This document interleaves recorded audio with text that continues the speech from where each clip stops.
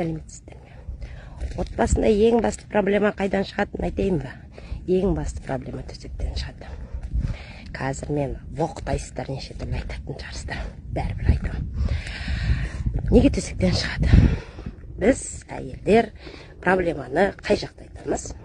Үйде бір мәселе туындады, соны қай жерде айтамыз? Жатарда айтамыз. Жатарда, күйеуіміздің қасында жатқан кезде айтамыз. Ал төсек деген ол ұйықтайтын жерде.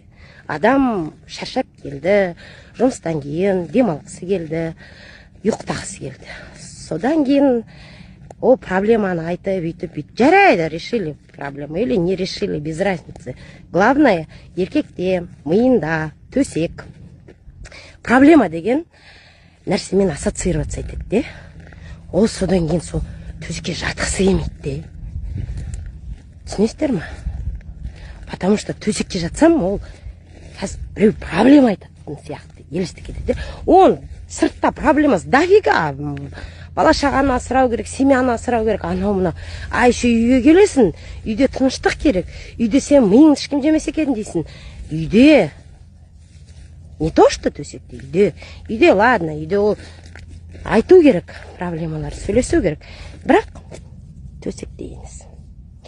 Содан кейін сондай